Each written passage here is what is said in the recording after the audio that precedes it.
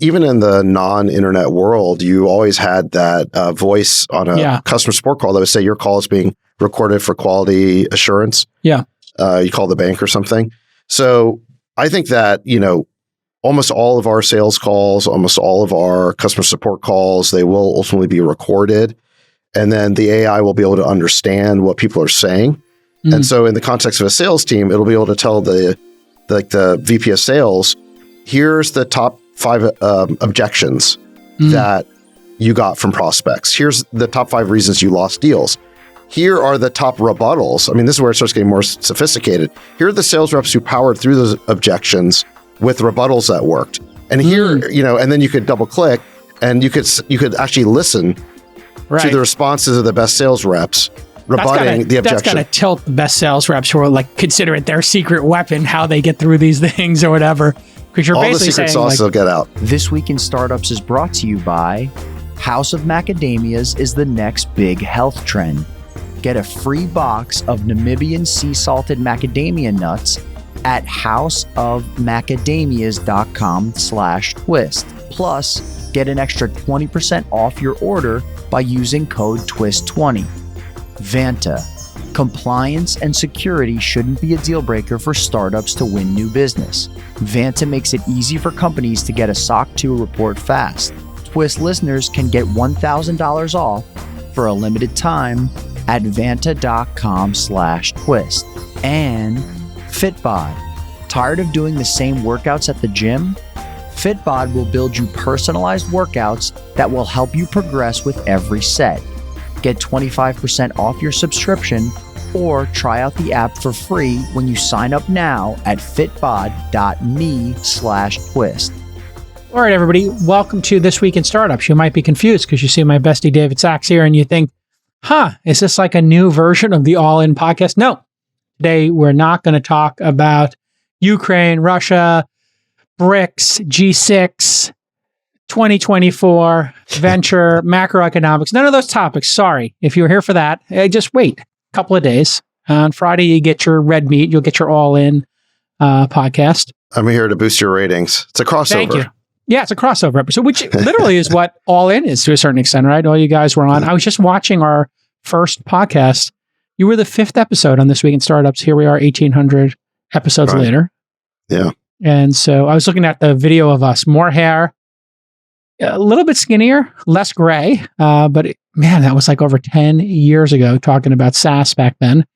And with David Sachs today is Ethan Ruby, who is a partner at Craft focused on analytics. And you two have been in the laboratory actually building kind of a startup or a service. I'm not sure how you're framing this, Sachs, but welcome back to the program. Welcome to the program, Ethan.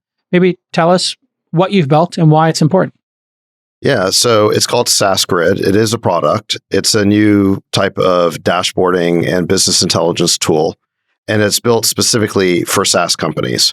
So if you think about how SaaS companies do their metrics today, what they typically have to do is create a data warehouse or export CSVs. They download the data from their CRM tools like a Salesforce or HubSpot.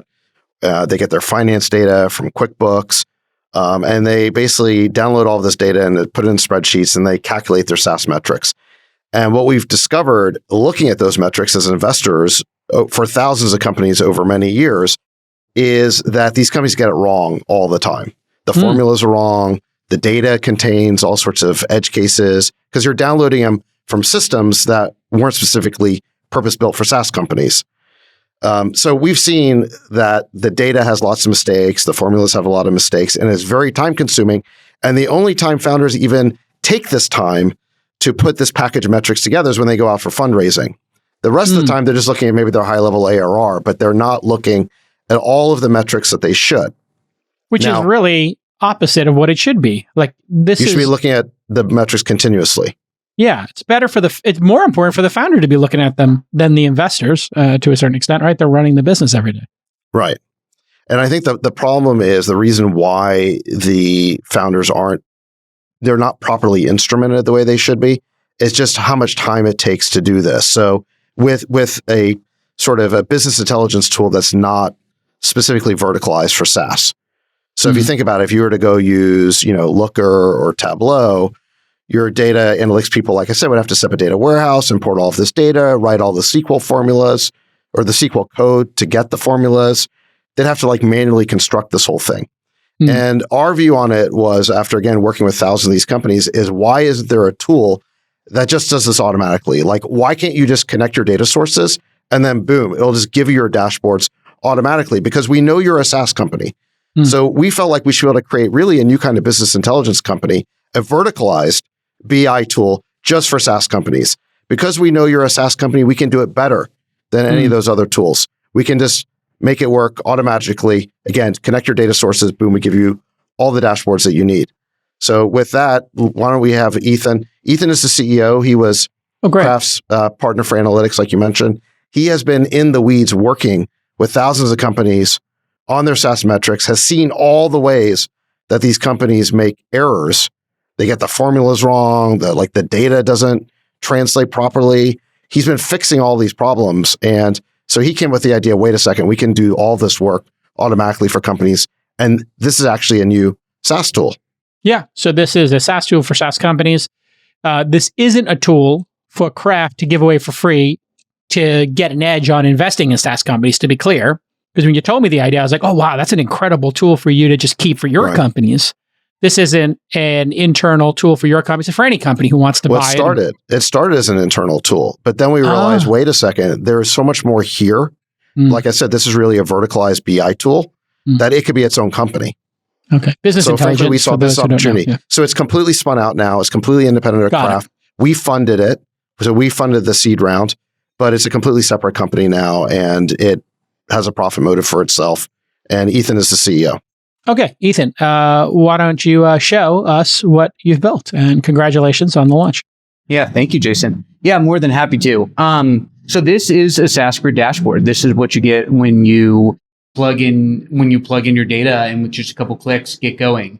And I'll scroll through a little bit so you can see, but we have all the metrics that you would think of when you're tracking a SaaS company. So obviously, the first thing you want to know is your ARR, and you want to understand the difference between ARR from new deals you sold, from expansion. You want to be able to look at your churn.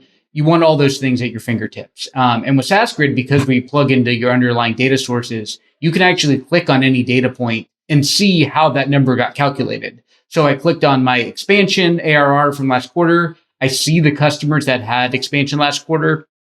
I can go to that customer and look at specifically how they have grown over time. And you can even click directly from the Salesforce records that we're pulling from. So we really have the ability to let you go far deeper on all your metrics and understand not just what the high level numbers are, but what are all the numbers driving that.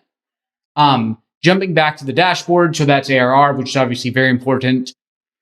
Other metrics that David has talked a lot about and that we often look at when we're evaluating companies: net new ARR, ACV, customer concentration.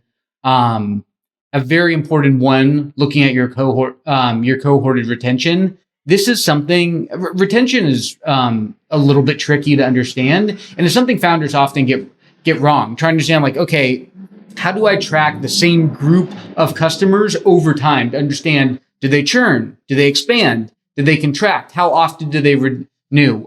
We are able to do all of this out of the box. And one difference from some other tools that exist out there is that we don't do just the revenue numbers. We do the efficiency numbers as well. So we pull in data from Stripe, HubSpot, Salesforce, but we also pull in data from systems like QuickBooks. So you can understand both your revenue and your expenses and be able to look at things like burn multiple, which is really important, right? Especially in today's market. You can't just be growing fast. You have to be growing fast efficiently. And we give you all the tools to enable you to track that well. Let me tell you about House of Macadamias. This brand's got a special place in my heart. The founders, Brandon and Carmen, they are avid listeners to this podcast, This Week in Startups. And they actually started their company after listening to this pod and reading my book, Angel. It's incredible. Oh, it warms my heart. And in fact, their first angel investment was a huge winner. And they used the returns from that investment to start a macadamia business. So here are some amazing facts about my favorite nut, macadamias. They have one of the best fat profiles of any nut. like an avocado on steroids. And macadamias have also been linked to fat loss and longevity. Why? Because they are the only nut rich in rare omega-7 fatty acids, which can support natural collagen production and glucose metabolism and reduced inflammation. House of Macadamia products have no sugar added and no artificial ingredients. So many great ones. I like the dark chocolate myself. They have the macadamia bars. House of Macadamia never runs discounts, but they always give a special offer just for our Twist listeners. Get a free box of Namibian sea salted macadamia nuts at houseofmacadamias.com/twist. Plus, you'll get 20% off your order with code TWIST20. That's a $35 value plus 20% off with the code TWIST20. Take a second, David, and explain burn multiple, because a lot of the stuff we talked about here, people understand the lifetime value of a customer, cohorts, analyzing how the people you sold last year in September, how many of them have expanded or grown and are still using the product, all that stuff. That's been table stakes for a decade here in the SaaS world and Silicon Valley, obviously. But some of these are new ones that you had a big part or did create. So maybe explain that one. Yeah, magic number is for a given period. It could be the last quarter or the last year. You take what was your burn during that period, and then you divide that by your net new ARR. Mm-hmm. And what that gives you, the multiple it is for each dollar of net new ARR that you generated, how much did you burn to create that? So not how much did you spend. So if you spent $500,000 and you burned $500,000, you're not dividing into $1 million, you're dividing into 500. Right, just your burn. Burn. So for example, if your net new ARR increased by $1 million over the past year, and you burned $1 million over the past year, you'd have a burn multiple of 1, which is very good. If you spent $2 million burned $2 million to achieve that level of growth, your burn multiple would be 2. My rule of thumb for this is that any burn multiple above 2, when you're burning more than $2 per unit of growth, is too much. A burn multiple between 1 and 2 is pretty good, and a burn multiple of 1 and less is outstanding. So this really is efficiency. You're looking at how efficient is the startup. So startups that are spending too much on office space, overpaying employees, maybe giving too high of commissions to the sales team, spending too much on marketing, it all comes out in the wash here because you can't fake it. And so this incentivizes people in this new climate we're in. We're not in a ZIRP environment anymore, 0 interest rate. This incentivizes people to lower their burn in order to be more efficient. Yeah, absolutely. So, one of the things I've always said is that when you're in a boom market, the 3 things that matter are growth, growth, and growth. But when you're in a bear market, the 3 things that matter are growth, burn, and margins. So it's not that growth stops mattering. It's just that investors have a more balanced view. And yes, they want growth, but not if it is uneconomic, inefficient growth. They want to know that your burn and your margins are sound as you're growing. And it's better to have a company that has good, not just growth, but efficiency of growth, as opposed to a super fast growing company that's unsustainable. And in a market like this, those companies get flushed out real quick. And they get flushed out because there's nobody left to fund them. Correct. Eventually the tide goes out, their burn multiple. What's the worst burn multiple you've seen? What would you say is the ZIRP time period? Yeah. Well, the burn multiple can vary based on the stage of a company. So it's tolerable to have a higher burn multiple when you're a very early stage company and you just don't have much revenue yet. If your company just doesn't have any net new ARR at all, then the formula won't even compute. So when you're very early, seed stage, early Series A, high burn multiples are okay, but you want to see it going down over time to 2 or less. When you have a late stage company, let's call it growth stage, with a burn multiple of 3, that's bad news. You know that the dogs are not eating the dog food. It's costing them too much to push that growth in, sort of through the market. What you want to see is market pull, not that the company has to kind of like push this thing out using a lot of money. Now, the thing I love about burn multiple is that, like you said, you can't fake it. So there are other efficiency metrics here that matter, like CAC, like CAC payback period. Those are very important too. And we certainly plot them and show them to people. However, CAC, or customer acquisition costs, that depends on your company accounting for the expenses in a completely proper way. So, for example, a lot of companies might have apparently a great CAC, but it turns out that they've been spending a lot of money on marketing programs, and they didn't think to include marketing and CAC. They just thought it as a sales expense. So they may have miscalculated. It's very easy to miscalculate CAC by misattributing an expense to the wrong column in QuickBooks. Right. And so the thing I've always liked about burn multiple is it just includes everything.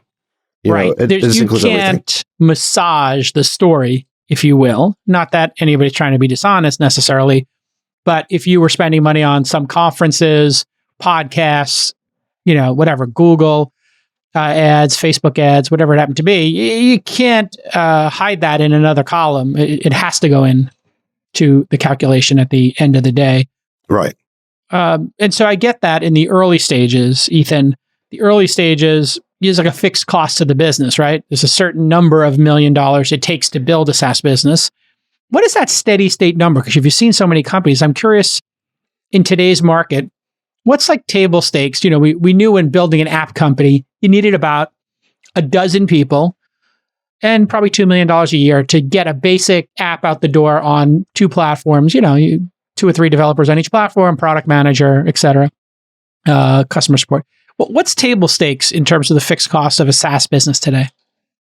Yeah, it's certainly changed a lot, right? The fixed cost structures that you see today are much different than the fixed cost structures that you looked at a few years ago. But I think it's really reverted to a lot of the traditional success metrics, meaning you should be able to SaaS companies should be able to raise a relatively modest seed round. Let's call it $3 to $6 million total across a couple of tranches.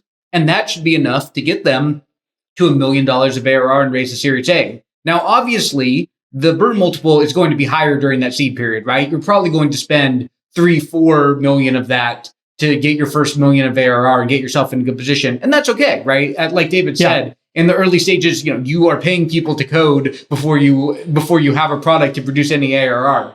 But once you hit that Series A stage, once you have a couple of sellers and somewhat of a predictable motion, that's when you can start saying, okay, I can get my burn multiple to around 2.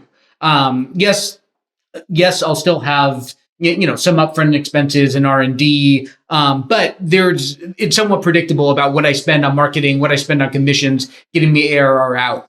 And then more and more of the growth companies that you see today in 2023 that are actually doing well, burn multiple is often a very important KPI, and they are targeting to be at 1 or lower. I was just meeting with one of the growth companies that's actually performing very, very well right now, and they had, while maintaining a healthy ARR growth rate, had worked their burn multiple well below 1. So I think that's starting to become the gold standard, especially for these later stage businesses that are, looking towards IPOing in a few years. So David, 3 to 6 million to get to 1 million in ARR. That seems, not easy, but doable. We see that happen often. When you look back on your 20 years in SaaS, what are the milestones that, you see people sort of hit a roadblock? Is it like 1, 5, 10, 25 million? When does it get harder and harder? And maybe you could describe those characteristics. Yeah, I think you're constantly leveling up in SaaS. So getting to that first $1 million of ARR, you're sort of navigating the wilderness. You're trying to find product market fit. Then I think the next milestone is about 5 million of ARR. That's sort of where the Series B historically was. Then you're trying to get to 20 million. That's where Series C was, and so on down the line. And I'd say at each stage, you have to learn something new. And I think when you start talking about 5 or 20 million of ARR, you have to get pretty good at building a sales organization, knowing how to scale that. That first $1 million of ARR, you can get by with founder sales and with maybe you hire one sort of very entrepreneurial salesperson to help the founders. I actually like doing that. I don't like to see product founders beating their head against the wall, trying to do sales which are unnatural to them. I much prefer when they get like a sales partner to help them. But once you get past that and you want to get to 5 or 20 and beyond, you absolutely have to have a VP of sales who knows how to scale a sales team. 20 million of ARR. If your goal, remember that's just a fixed point. Ideally, you're going to be on your way to doing 50 the next year. So if you need to do an incremental 30 million of ARR, think about the size of that sales team. Maybe hopefully you get 5 to 10 of that 30 that you need from expansion. Hopefully it's not all coming from new customers. But let's say that you're looking to get another 25 from new business. You're going to need, let's say your quotas are, $1 million per sales rep. You're going to need about 30 sales reps to hit that. I mean, that's just trying to get to a pretty meaningfully sized sales organization. And that's just for account executives. You're going to need marketing to keep all those AEs fed with new leads. So you're going to need, marketing programs, you're going to need communications, and so on down the line. So every step it scales up and gets harder and harder. There are organizations that work with SMBs or don't believe as much in sales until you hit a certain number. HubSpot, Atlassian, and Jira, they've built incredible businesses without outbound sales. In fact, Jira was like, "Hey, we're not going to have sales teams." But I just had the co-founder on, and Scott was explaining that they do have it for the larger clients now. What are your thoughts on what size client, how to service each size of the client? So I think you're charging $500 a month for this product as an example, or 500 and up. Is that right, Ethan? Yeah, exactly. So the pricing starts at $500 a month. So a $6,000 annual contract goes up from there based on the size. I mean, from a metrics perspective, the way that you price and the way that you sell has to do with the ACV that you can sell, right? You have to work backwards from the types of deal you can sell. And so, for using SaaSGrid as an example, we're very committed to serving startups well and, being a good partner to early stage companies in the ecosystem. And so we actually give away the whole product for free until companies have 1 million of ARR. Oh, okay. And So that's when they have 1 million of ARR because they use our product to track their it's ARR. built in. Yeah. Exactly. And so then we can say once they hit that 1 million of ARR place, we can say okay, you actually have some real revenue. You probably have a pretty big budget. You've raised some capital. Now we know that actually a $6,000 price point to start is pretty reasonable for you. And so, at $6,000, we're like, okay, outbound sales probably isn't going to be a good motion for us if that's our ACV, because that can cost $6,000 just to get a qualified lead with outbound sales. But if there's good word of mouth in the ecosystem and we get inbound sales, $6,000 is plenty to justify having a sales rep, me right now, but sales reps in the future work those inbound leads. So that's kind of the thought process that companies have to have. They really have to work backwards from what their ACV is. Yeah. Yeah. And your thoughts Jason, generally on building sales teams? Sorry, what's that? I was just going to ask your thoughts on building sales teams, what you learned over the years and seen. Yeah, I mean, where I thought you were going to go with that question for a second is when you were talking about outbound. Like, when does outbound make sense? Yeah, that's sort of what I'm getting at. Yeah. Yeah. I think that's a really good example of you have to have a go-to-market strategy that matches up with the types of customers that you're serving. In my experience, outbound doesn't work at all when your target customer is a small business, is an SMB. And the reason for that is that when you think about the activities of what an outbound SDR, outbound AE would be doing, those activities can be scaled much better with a marketing program. So instead of having a sales rep or an SDR sending emails one at a time to a potential prospect, basically cold email or cold calling, why wouldn't you send 1 million emails at a time? Yeah. So outbound has never really made sense to me when you're talking about SMBs. Where I think it makes sense is if you're a SaaS company that's going after enterprises and you've kind of got a defined account strategy. Let's say you're selling to the Fortune 500. Well, there's only 500 Fortune 500 companies. So you can simply make a list of who all those companies are, and you can figure out who's my buyer within those companies. If it's the CIO, you can make a list of the 500 CIOs of the Fortune 500. And then it might make sense to have SDRs calling on them, either through a dialer or maybe you're emailing them in a more one-on-one way.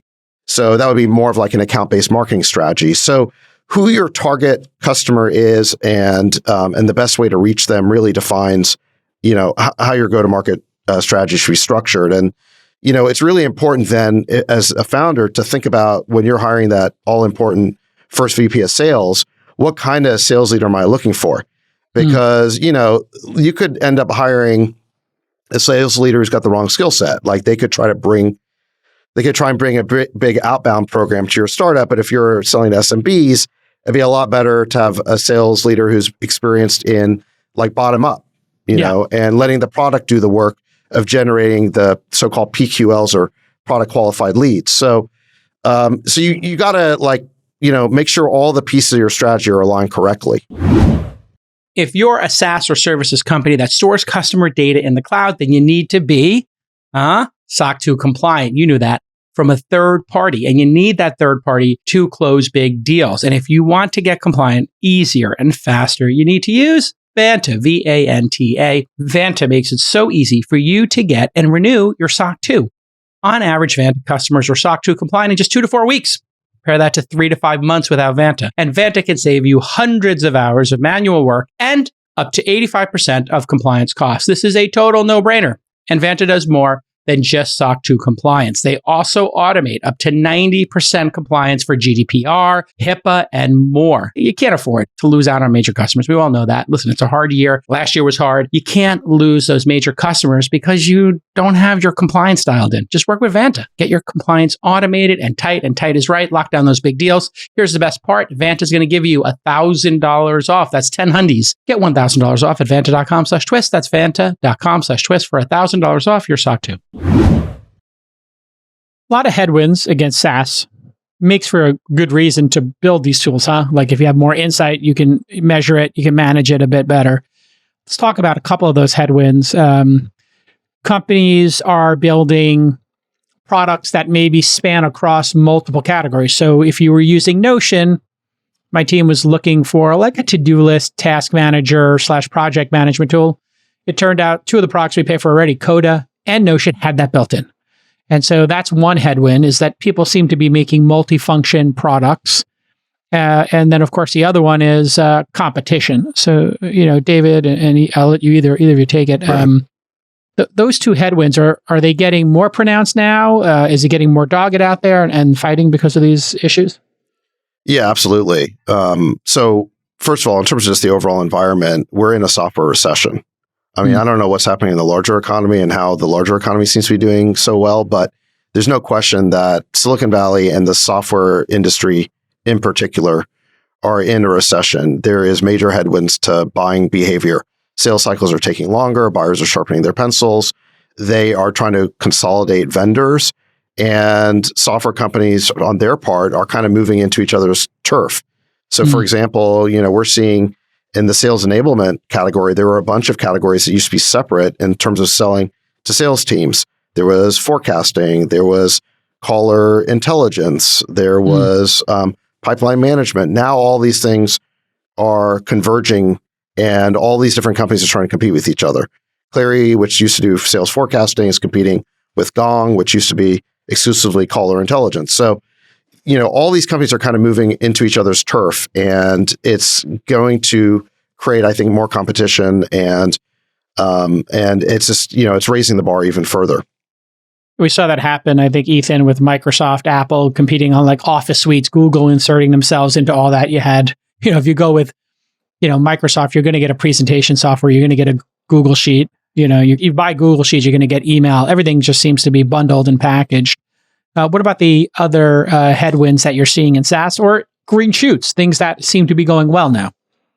If that happened. I don't know if that's happened yet.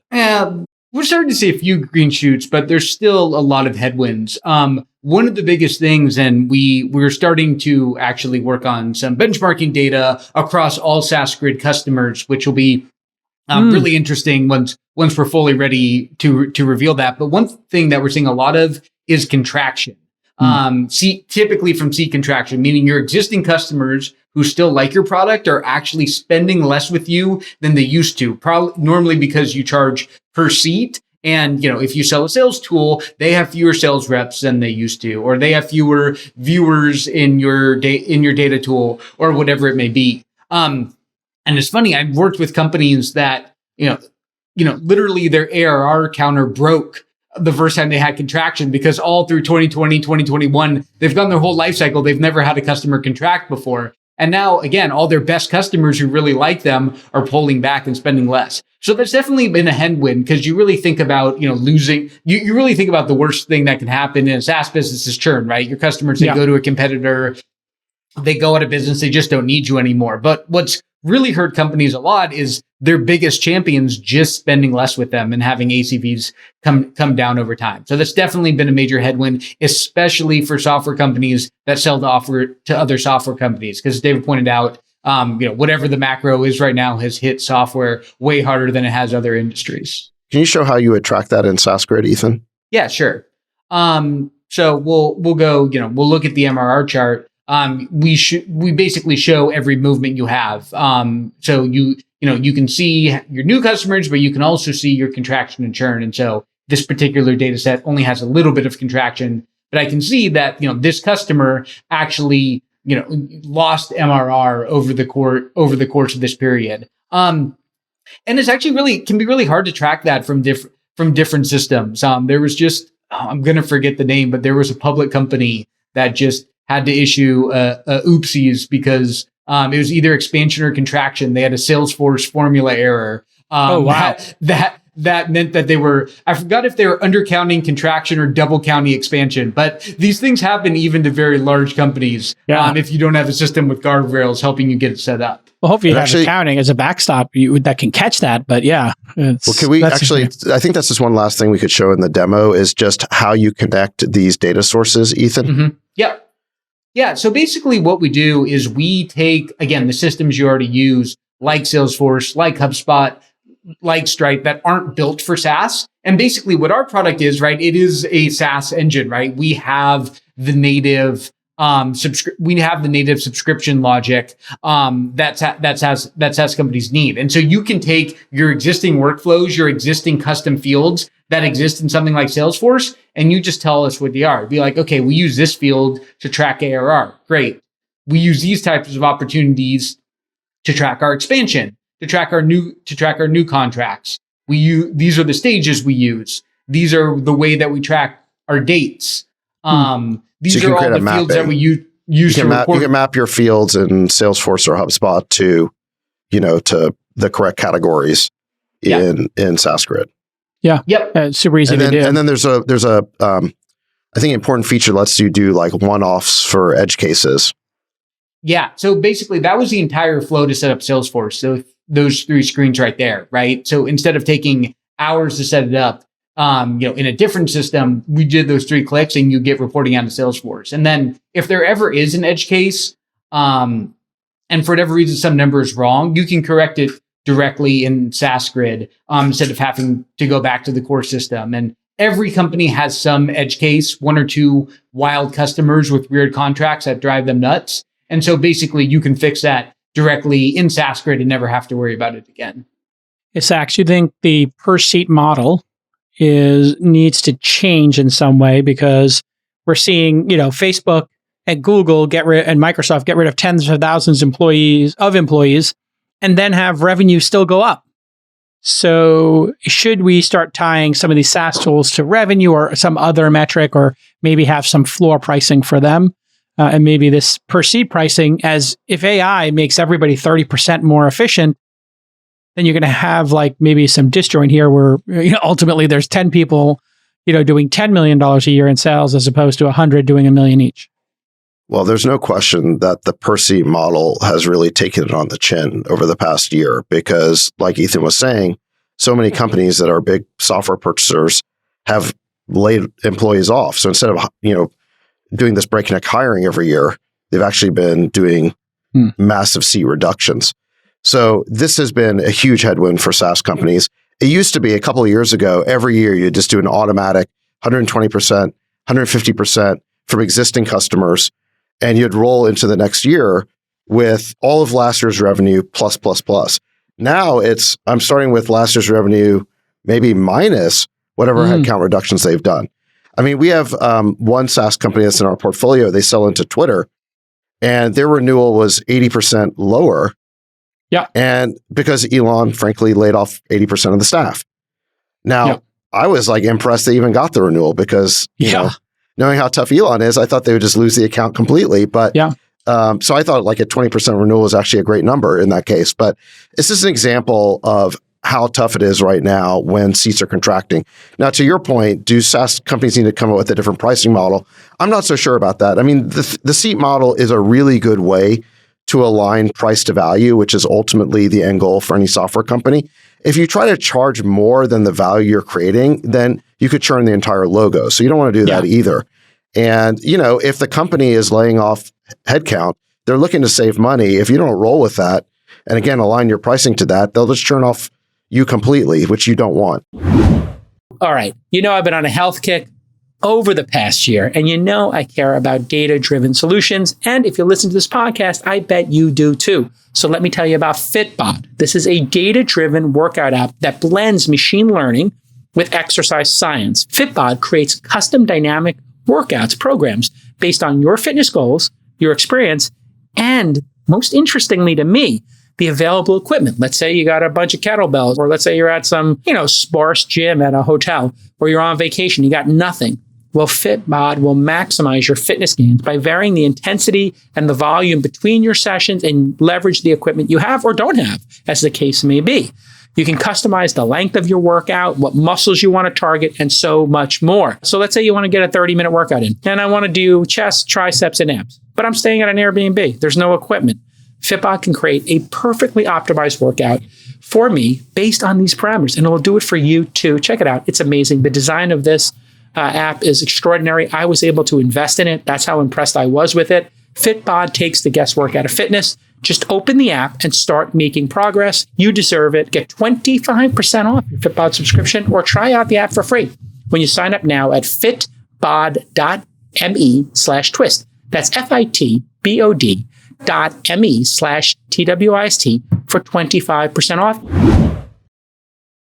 SaaS companies are getting more efficient themselves, so they should be able to do more with less. So if the trend of AI making the customers more efficient, well, the SaaS companies should be more efficient. Has that come out in the numbers? The ability to get to $1 million taking less money? This is something we're talking about in the venture community a whole bunch. Hey, you don't need as many people to start a company after cloud computing and all these other things. And hey, maybe with AI, you're not going to need as many people, or is it still too early to tell?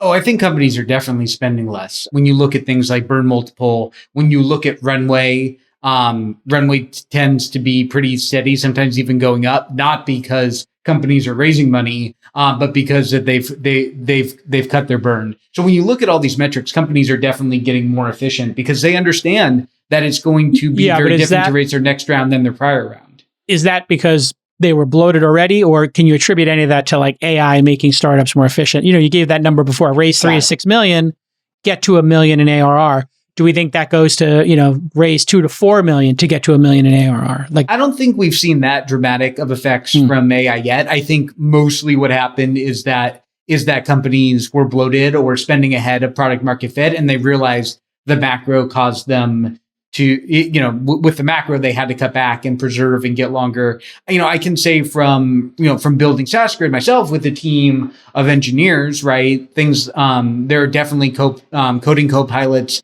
that are helping and making an impact, and it's going to really shape how this next wave of software is created. But I don't think it's not quite yet on the order of magnitude of actually having a 30% difference in how much you have to spend to produce software. We're still looking to hire engineers. We still need to build a bigger engineering team and to get even more efficient and pump out more code. So I don't think it's having that big of an impact yet. Do you think SaaS AI going to have a major impact here on the creation of these companies or the operation of them, number of employees eventually, it takes? Eventually, on a 10-year basis, you've got to believe that AI is going to have a huge impact on the way we work. I just think that for now, has it had a meaningful impact on the cost it takes to launch something? Probably not, but eventually, yeah. The theory would be that in the same way that Mark Zuckerberg was able to create Facebook in a dorm room at Harvard, he didn't need to hire lots and lots of people. He was able to code it himself. It's going to be easier and easier for people to create that first version of the product themselves. So yeah, I think the cost does have to come down over time. Are we there yet? Not, it isn't reflected in the numbers yet. Got it. Where do you think the gains will be seen first? Obviously, coding comes to mind, but there are other areas in which SaaS companies spend a bunch of money. Where do you think AI is going to have the most profound impact in the short, medium, long term? Well, coding, you've already seen a bunch of copilots that have happened, and that seems to be the first area. And there's a good reason why. I mean, coding is language, and it can also be run through a compiler to basically weed out any mistakes. So the AI can do a perfect job in theory, right? Because the compiler will just catch the mistakes, and it's a little different than areas where it can like completely hallucinate. Yeah. So, but ultimately, I think that every area of the company will eventually have its own copilot or multiple copilots. There's going to be marketing copilots. There'll be sales copilots. I think in the area of sales, conversational intelligence is a really interesting one where, to the extent that all of your sales calls are recorded anyway. And people are surprisingly okay with that. Like it seems like Gong just puts this little, and some of the other ones put a little like third person on the call and everybody knows it's recording. Well, remember, even in the non-internet world, you always had that voice on a customer support call that would say your call is being recorded for quality assurance. Yeah. You call the bank or something. So I think that, almost all of our sales calls, almost all of our customer support calls, they will ultimately be recorded. And then the AI will be able to understand what people are saying. And so in the context of a sales team, it'll be able to tell the VP of sales, here's the top 5 objections that you got from prospects. Here's the top 5 reasons you lost deals. Here are the top rebuttals. I mean, this is where it starts getting more sophisticated. Here are the sales reps who powered through those objections with rebuttals that worked. And here, and then you could double click and you could actually listen to the responses of the best sales reps rebutting the objection. That's got to tilt the best sales reps who are like, consider it their secret weapon, how they get through these things or whatever. Because you're all basically the secret saying, sauce will get out. Yeah, all the secret sauce gets out, which, it's good for the business. It might be bad for the leading person and all that. How does this affect funds? You raised a big fund. That was the trend. But now we're seeing people do maybe more with less money, certainly more efficient post ZIRP. You find yourself writing smaller checks now to get the same amount of equity? And do you think that's going to be the trend in Silicon Valley, is that maybe some companies raise less money and get public with the founders having more equity, which means maybe there's less of a chance for late stage investors, certainly, or just investors generally, to own a meaningful percentage of a company? I think it's going to look more like it did in the, call it 2017 to 2019 timeframe. When I look at our portfolios from that era, it was normal. You'd write a $10 to $15 million Series A check and you'd end up with 15, 20% ownership in the company. I look at our funds from that time period and we have big chunky ownership positions in a lot of interesting companies. You look at what happened during the sort of the I'd say the ZIRP COVID bubble. So with 2021 being the absolute peak, but the frothiness started in 2020. And you'd have to write big checks and you wouldn't even necessarily get the kind of ownership position you're talking about. I think 2021 is going to be a very challenging vintage for VC funds. It's just they wrote big checks. They did not get large ownership positions. So what about people skipping rounds and this sort of new movement where founders are like, I may raise less money just overall? Are you starting to see that yet, where they become really super conscious of their equity positions as founders in the team? I think they're going to have to be, because valuations are lower. So if they want to avoid dilution, they're going to have to be more cost conscious. Capital is hard to raise. I think investors are more sensitive to efficiency metrics. So I think all those things are going to matter quite a bit. In terms of where the market is right now, there's still a lot of companies that were able to raise at the peak in really the second half of 2021, raised enormous rounds that were 3, 4, 5 times bigger than normal. 50x valuations, 100x ARR exactly. 100x, so and they raised at $1 billion with a $20 million valuation or $10 million in revenue, $100 million, $1 billion valuation, something like that. Yeah, I mean, we saw companies. I mean, this didn't happen a lot, but the craziest that I saw was 250 times ARR. So, $4 million in ARR equals $1 billion. Yeah, I've seen that. I've seen that a couple of times. I mean, they are good. They're good companies in a certain sense. Like they have got other things going for them besides revenue, but like they may have a phenomenally useful product that isn't fully monetized yet. But look, there's no question that it happened way too much in 2021. I mean, it's just shoving all your chips in with 2 outs or something. Like I don't know how you catch up and actually get a 25x return for your LPs or whatever the Powell law dictates you need Ethan, what do great SaaS companies do when you look at the data, when you look at the company formation, and now you got your own? What if you were to say, hey, 1, 2, 3, these are the 3 most important things SaaS companies can do? We got a lot of startups, obviously, listening to This Week in Startups. So the top 3 things in your mind. I'm asking the question in a long fashion to give you time to think. Yeah.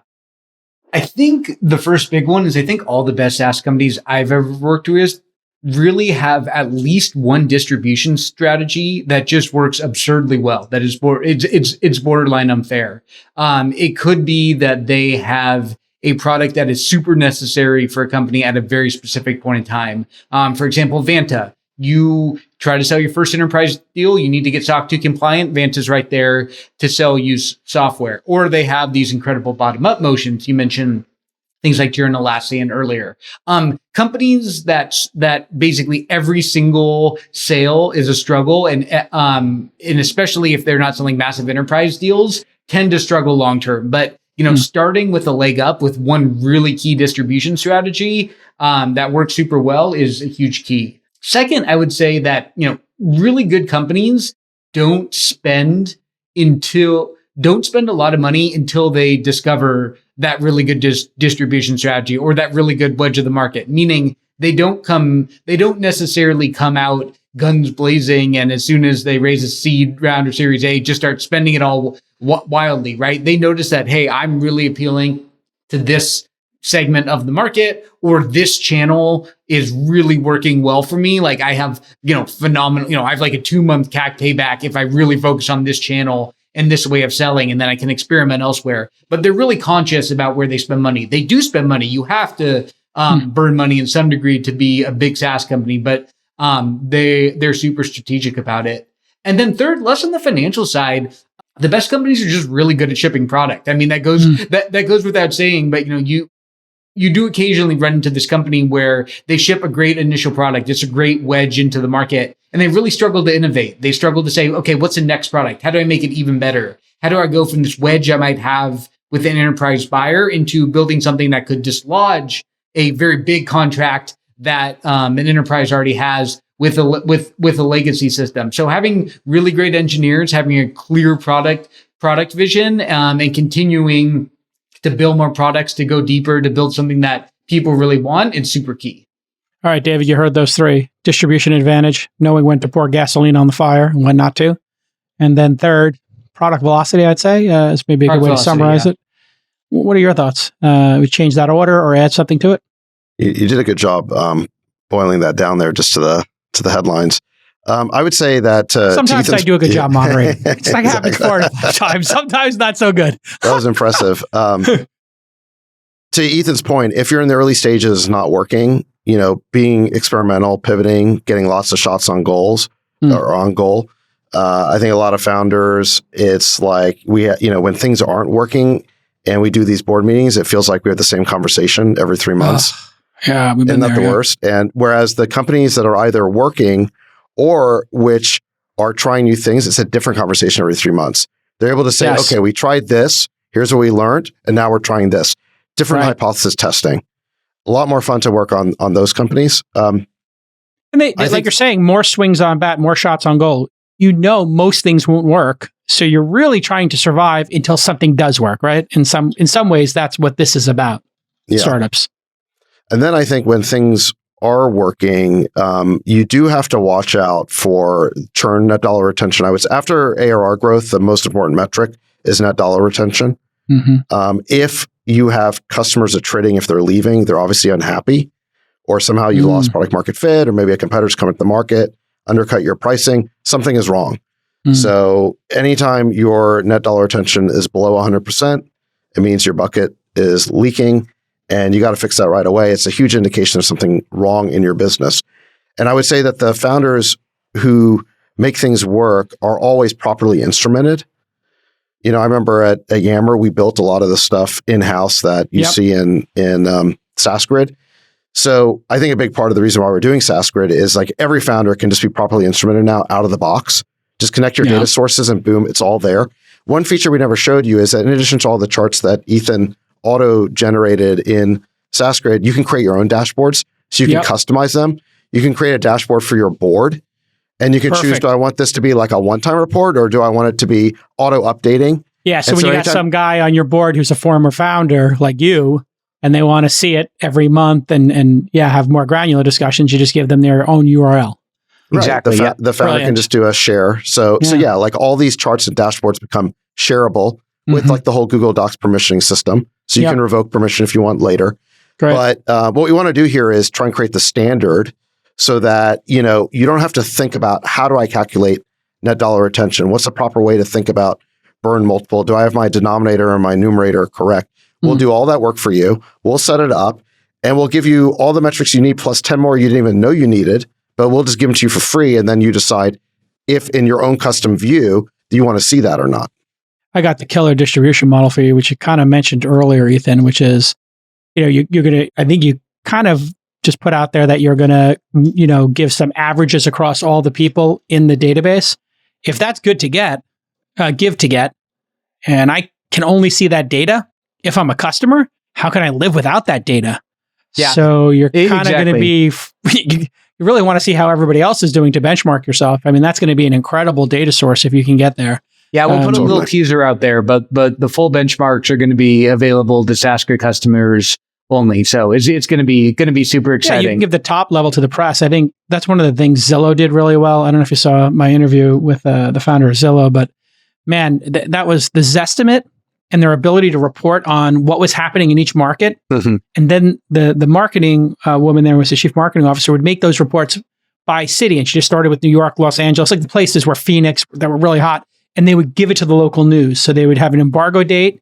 Here's the news. So for you guys, just giving an embargo date and like, here's the news, TechCrunch, This Week in Startups, whoever, is covering startups or tech, Wall Street Journal, whatever. It's going to be like, Yeah, benchmarks are Really coming. great. Maybe what we'll do is when we launch benchmarks, we'll come back and show that to you. But yeah, I think benchmarks will be killer. And the reason it'll work so well in SaaSGrid is because everything in SaaS is highly benchmarkable. Mhm. So software businesses all operate according to a certain set of SaaS metrics. It's kind of like GAAP, Mhm. except, GAAP is like certified by, the accounting agencies. There's no certification for SaaS metrics, but there is a standard for them. And we want to be that standard. It's kind of crazy that there hasn't been anything like this before. Like I said, a verticalized business intelligence tool that once you tell it you're a SaaS company, it just knows what to do. yeah, It doesn't. of course. It doesn't make you reinvent the wheel. Yeah, If and this in had our- already existed before, we would have just recommended it to all of our portfolio companies. But it hasn't existed, so we had to Yeah. build it. I think it's kind of a bold move. When you first told me about it and texted me about it, I was like, I would keep this for myself and just give it to my companies and don't give it to anybody else, and then offer it to SaaS companies for free in exchange for sharing taking a meeting with you. But hey, here we are. SaaSGrid is available to everybody. It's free if you're up to 1 million. Use the code Bestie and you get the first $1 million free. Listen, great job, Ethan. Congratulations on your startup. Sachs, thanks for coming Jason. on and debuting the product here first. Another first on This Week in Startups, as we do here. And if you didn't get enough of me and Sachs together, we'll be back this weekend for the All In podcast. And you'll see us next week at the All In Summit. Bye-bye.